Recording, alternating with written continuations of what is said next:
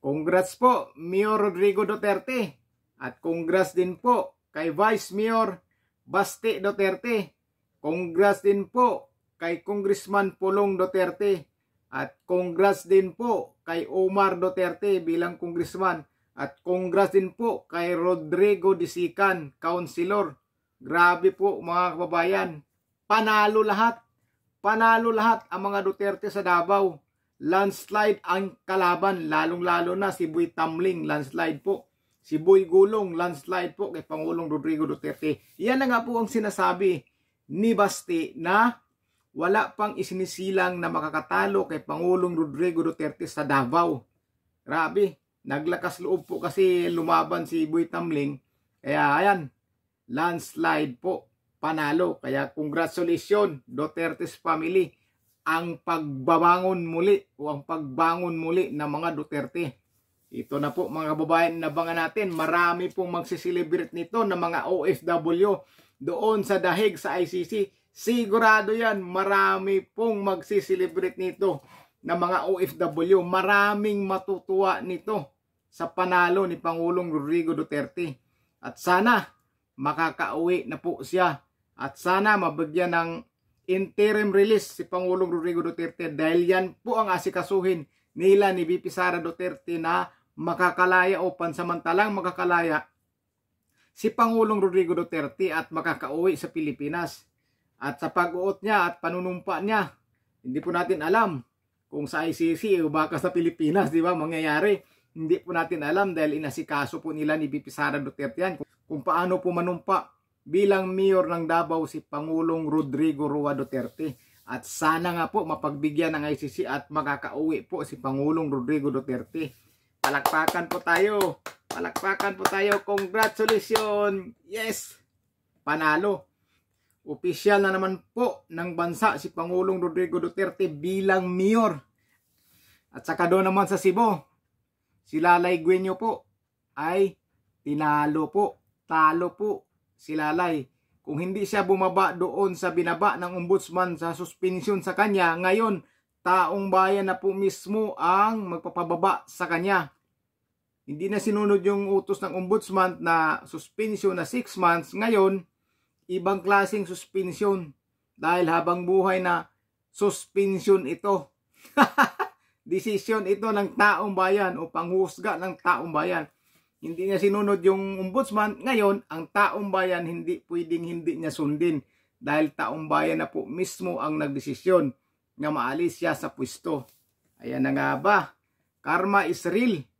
Karma is real mga kababayan. At saka sa Metro Manila naman, ang update doon.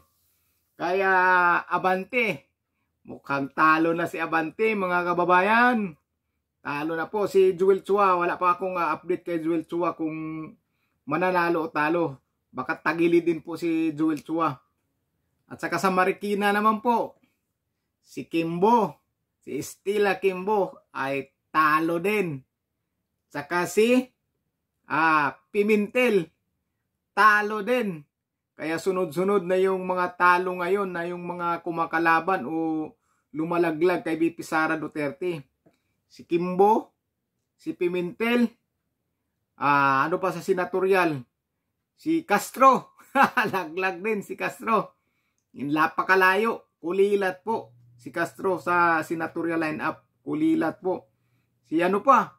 Si Dan Fernandez, laglag din po si Dan Fernandez. Pero si Suan sa Cagayan de Oro, dikit yung laban, mukhang panalo si Suan. Panalo, napakakunti lang po ang lamang. Dikit po ang laban. Grabe.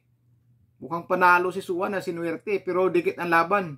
Hindi po natin alam kung ano po talaga ang official result yan. Malay po natin may pagbabago kung hindi pa tapos. Pero tingin ko baka tapos na ata eh. Pero kunti lang po ang lamang. Grabe, dikit po ang laban. Kaya marami ngayon ang nalalagas ng mga kalaban ni VP Sara Duterte. Si Joel Chua ang inabang-abangan po namin kung ano nangyari sa result. Di ko po pa nakita yung result kay Joel Chua kung nananalo siya o talo. Pero si Abante, wala na po. Laglag na po si Abante. Laglag na. Tapos sa Marikina nga si Estela Kimbo, talo. Si Pimentel ay talo. laglaga na o nagkalaglaga na ang mga umaapi kay VP Sara Duterte. Si Dan Fernandez, laglag na rin. Sino pa ba ang mga natatalo ngayon? I-comment nyo po sa baba. Yung mga gustong maalis si VP Sara Duterte bilang pagka-vice presidente. I-comment nyo po sa baba kung sino po yung mga natatalo pang mga congressman na gusto matanggal si VP Sara Duterte sa pagka-vice presidente. Ilan lang po yung nakikita ko eh. Ilan lang po. Pero si Stella Kimbo sigurado na. Si Abante sigurado na. Si Dan Fernandez sigurado na pong laglag. Si Joel Chua hindi ko pa po alam kung ano po ang update doon. Pero nakita kong huli kong nakita lamang siya ng konti. Hindi ko lang po alam kung nananalo siya. Pero parang nakikita ko ngayon si Nito ang nananalo. Si Nito. Marami po ang nababawas sa mga gustong mapaalis ni Sara Duterte. Pero ang senatorial line-up po natin mukhang ilan lang po nakapasok.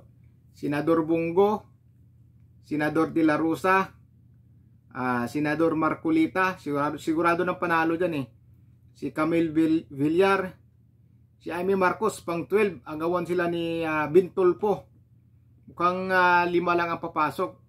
Sayang po sila ni Atty. Rodriguez, si Jimmy Bundok. Sayang po sila, hindi sila nakapasok. Sila Ipe. Ang talagang number 1 si Senador Bongo, talagang number 1 siya. Number 3 po si Senador Bato de la Rosa. Pang-6 yata si Senador Marcolita. Pang-6. Tapos mga pang-siyam o pang-siyam yata si Camille o pang-10 yun. Parang pang-siyam si Camille Villar.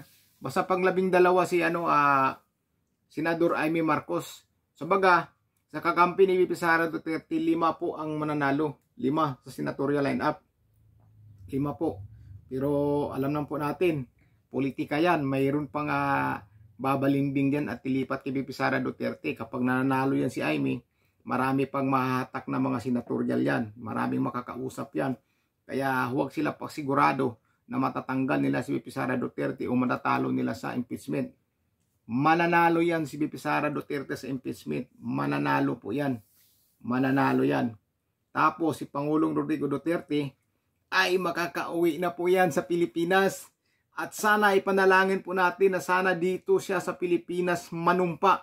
At sana payagan ng ICC na makakauwi o pansamantalang makakalaya si Pangulong Rodrigo Duterte. Magbunye ang lahat ng mga Dutertes. Lalong-lalo na ang mga OFW. Sigurado ngayon nagsisigawan sa saya ang mga OFW, lalo-lalong na nandoon sa ICC palagi pumupunta.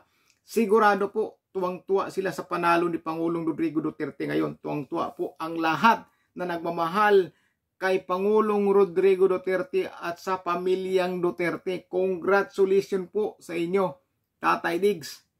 Panalo!